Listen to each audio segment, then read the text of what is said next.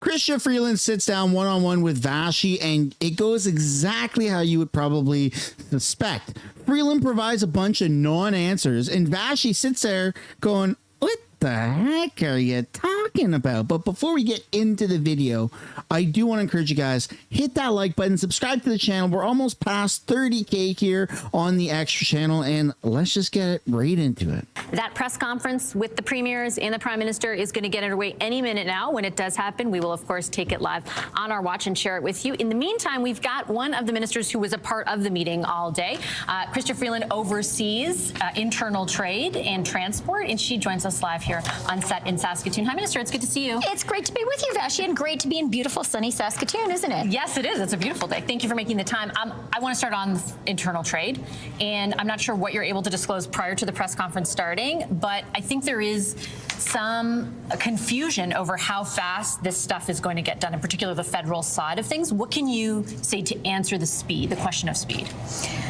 What I can say is the federal government is absolutely committed to doing everything in our power as fast as we can to build one Canadian economy, not 13. Obviously, we don't have a majority in the House of Commons, so we can't guarantee what will happen there. But what I can tell you is we are going to table legislation very quickly, and the federal government will be acting unilaterally to lift all remaining federal barriers to internal trade.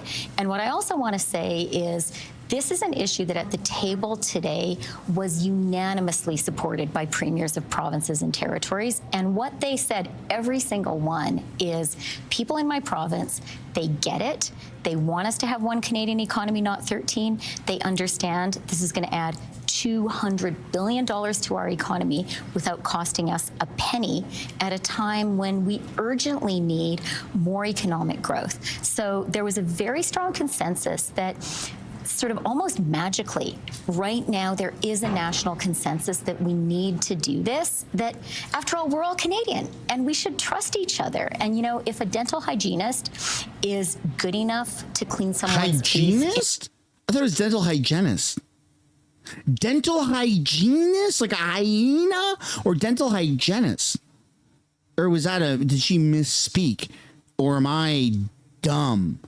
Hygienist or oh my goodness. Why am I even questioning myself? She's wrong in how she said that, right? Somebody please give me the validation to tell me that she was wrong, or maybe I'm saying it wrong. Oh my goodness. In Edmonton, Alberta, it should be okay for her to clean someone's teeth in London, Ontario. If a sausage which is produced in New Brunswick is good enough for people in Moncton to eat, it should be good enough for people here in Saskatoon to eat. It's actually like there's a thicket of regulation. There's a lot of work we need to do to push through it. But at the end of the day, the idea is really simple. And what I love about it is it's about Canadians trusting each other and us, without spending a single penny, making ourselves $200 billion richer. That's about $5,000 per Canadian. I do want to ask about that number and in particular what informs it, because the studies that I've read that come to the conclusion that that much can be added to the economy or that much economic activity can be generated include, for example, getting rid of barriers like supply management, which no federal party is in support of. Quebec clearly outlined on Friday they were not in support of that either. They've also pushed back on, for example, construction standards and harmonizing them. So is the impact really what your government is saying it's going to be, or is it going to be much less? So I did a roundtable, I think it was last week, with a group of the leading economists who study this issue, people like Trevor Tombe, Ryan Mnuchin, and then also some of the Bay Street Bank economists to talk about exactly this issue. And you're right. There are different estimates. Some economists, including Trevor, who did that IMF report, say it will add up to 4% to our GDP. Others, like CIBC, a little more conservative, they say it will be 1% of our GDP. For me, at the end of the day, we don't know for sure. But everyone is agreed this is going to be a good thing It will make our economy stronger. It will make us richer at a time when Canadian businesses are struggling to export their goods to the U.S. It will make it easier for them to sell their goods and services to fellow Canadians. So I think the key point is this doesn't cost us any money. It makes us all richer. It helps Canadian businesses who are really getting beaten up by the U.S. right now and Canadian workers. It's the right thing to do, and this is the right moment. But isn't the question of how much richer relevant to the conversation? The Prime Minister has not just said, in principle, everyone will be a bit better off. He said the economy will be transformed into the strongest in the G7. In the G7. And this is where the Liberals are really struggling. Like, they have been really struggling, is they can't give a number. We don't know how much money Canada has actually produced from dollar retaliatory tariffs on America. The Liberals refuse to give us that information. So already we're off to a really bad start. This isn't a more transparent government. This is a worse government than Justin Trudeau. I mean, maybe that's a stretch, but we need the numbers, man. We need the numbers. How much money are we making on the tariffs? And how much money are we actually going to be making from interprovincial trade barriers being broken down for goods, not only for services, which, again, I haven't heard a Liberal even smack their lips and say for services. They are only talking about goods. Why aren't they talking about services? This is making me so unnecessarily angry. Promise is a very specific one, and your government has said this is going to add $200 billion to the economy and kind of sold provinces and Canadians on that. And it's not necessarily the case because, for example, again, where it's not politically advantageous for everyone to get on board around supply management, nobody is, or getting rid of those barriers.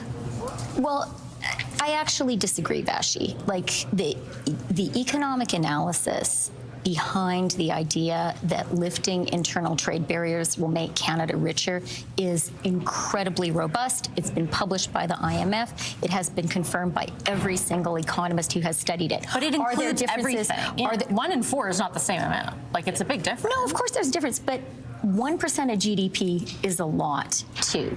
And so I think it is tremendously important for us to recognize this is a big deal. This will add a lot to our economy. It will do it at a time when we need it. It doesn't cost us any money to do it. And the Canadians I talk to and the premiers that I have just spent the day with, they get it. It makes intuitive sense to have one economy, not 13, for Canadians to trust each other. Why aren't you talking about this last year, then? How we want to live our lives, how we want our economy to work. We think a Canadian is a Canadian is a Canadian. And I think that we really recognize the basic common sense that if, all cheese that points you can sell in Manitoba is good enough for people in Manitoba, it should be good enough for people in BC. I think we recognize that a nurse who works in Saskatchewan and is qualified there should be able to work on PEI. It's just, but it's okay for Quebec to keep protecting supply management? Well, actually, Vashi, as you know, supply management is a national program. It's not a provincial program. So this concentrated in Ontario and Quebec, though. And Quebec is the one who said we're not going here. Actually, there are dairy farms across the country, and they all benefit from supply management. That's not a provincial program. It's a national program. Free trade in Canada is something that will make us all richer. It won't cost us any money. It's about Canadians trusting each other. And we have a real-life example. Australia did this. Shut the hell up! You've had 9-10 years to do this. And they haven't even said this once until Pierre started really talking about it. They literally hijacked all of Pierre's platform points. And look, Pierre said he's fine with it. It's not about who gets the credit for it. Nobody cares about that. We just want the country fixed. But again, they're not doing it properly. They're not talking about services. They need to be like shrieking by the shoulders, man. Like, wake up. Stop doing things for political gain and just fix the fucking country. I'm sorry for my language. I apologize. But man, this pisses me off so much. She's got a bunch of word salad nonsense. She's trying to talk her way out of this. She's not explaining anything properly. And the fact that they keep saying we're going to be the best economy in the G7. America's in the G7 last time I checked. Are they saying we're going to be better than America? Like, give on? Who's buying this? Apparently half the country or more. It's frustrating. About 30 years ago, and they did it using the mutual recognition approach that Canadians are using right now, and it's worked. It made the Australian economy stronger, and it knitted Australia more closely together as a country. And I'm just really excited because this is the kind of policy, it reminds me of early learning and childcare. It's the kind of policy that policy experts have thought for a long time was the right thing to do, but it is tricky. There are tons and tons of specific lobbies opposed to it. And what is very exciting to me is that right now Canadians recognize this is a critical moment for Canada.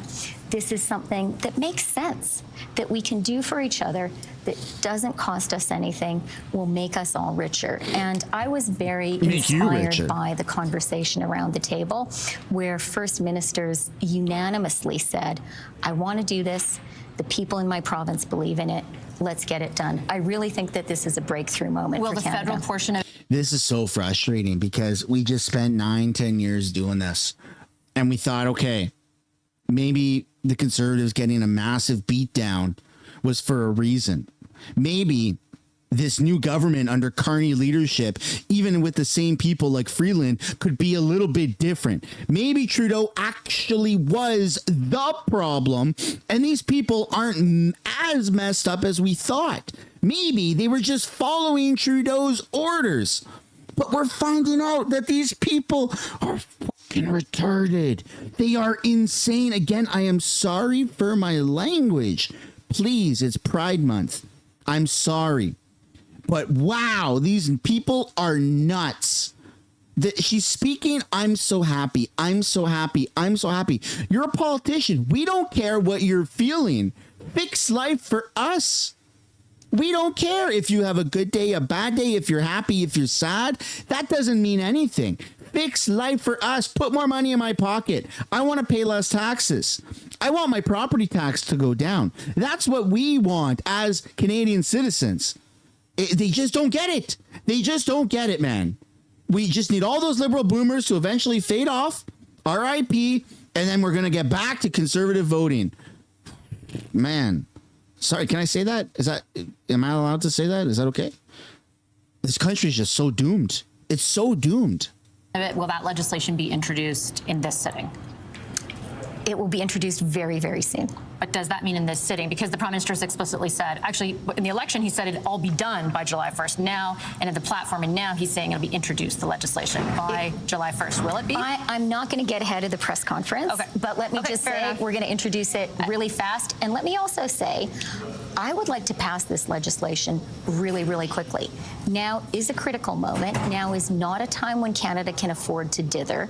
We all recognize the challenge that the U.S. tariffs pose to the Canadian economy. And from my perspective, that means there is no excuse for delaying doing things that will make us richer right now that don't cost any money. So I want to take this opportunity to say to all the other members of the House of Commons, I would love this legislation to pass through unanimous consent. This is something that we can all get behind. It should not be controversial. It should be a moment when we shake hands and say, Canadians, let's trust each other. Let's build one economy, not 13. Okay. Truly, it's as simple as that. On that point, I do want to ask you about something else that I know that premiers talked about going into that meeting, and you were there in the meeting all day, and that is what they would term barriers to exactly what you just laid out. Basically, improving the economy, doing things that don't cost a lot in order to improve the economy. And in particular, the premiers of Alberta, Saskatchewan, and Ontario say, get rid of C-69 and get rid of the emissions cap. Both of those things the Prime Minister stood by during the campaign. And then after the campaign, I did an interview with him. He opened the door to getting rid of them. What is the position of your government? Are you going to get rid of C-69 and the emissions cap on the oil patch? And again, I'm not going to get ahead of the Prime Minister and the premiers at their press conference. But what I will say is another very important, very substantive part of the discussion we had with First Ministers today was now is the time to build Canada. someone said, build, baby, build. And It was the prime minister on election night. Yeah. And he said it Where again have you today. been for the past 10 years? But what does that mean? Like, I asked in all you know what that seriousness. means? No, because actually, but Bashi, he's not being explicit. It's very national projects, but how do we do that when we haven't been able to the whole 10 years you were in government? with our One Canada There it is. How is this different now than 10 years ago? legislation. This is going to be transformative legislation that allows us to get major projects in Where Canada is that legislation built in at the past speed 10 that years? we need to get them built. You will hear more from the Prime Minister and First Ministers, but this is going to be about much swifter project approvals. It will be about the federal government and provinces and territories working together rather than having overlapping approvals processes. It will be about working closely with Indigenous people. And They're worried that won't be the case. The president, or the national chief of the AFN, pardon me, came on our program tonight saying she has communicated to your government that right now what this sounds like is an infringement on the duty to consult them. No, and that's why I mentioned the role of Indigenous people is very important. You know that as finance minister, one of the things that I introduced was a $5 billion Indigenous loan guarantee program. The Prime Minister has doubled that to $10 billion. A really Of course, why important not? part of getting big We just print projects money. built in Canada at the speed the moment requires. We'll be working closely with Indigenous people. It will be having Indigenous participation in the projects. But I want to pull back for a minute. And I don't. I think that she's full of crap. Look, I hate to say this, or maybe I don't, but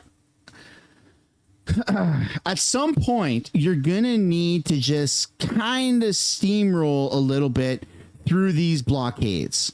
There's so much red tape put up by these Indigenous groups. And at some point, you're just going to have to get the job done. Now, is that just to steamroll through all the Indigenous groups and ignore any treaties, any of that stuff? No, I don't think that that's the answer, but we shouldn't be held hostage and completely give up any sort of these projects because of Indigenous groups. Equality. The government can take your land, the government can take your bank accounts, the government can do all that stuff to the white man. I'm not suggesting that the government do that to Indigenous peoples, but at some point, the government's got to get shit done. And I'm tired of pipelines being held hostage and these massive infrastructure projects being held hostage by small little communities with like 5,000 people. I'm sorry, just get the shit done, man. Thanks for watching the video, everybody. Hope you enjoyed it. Smash like button, subscribe to the channel. Let's try and blow past 30,000 subscribers, and I'll see you in another one. Bye for now.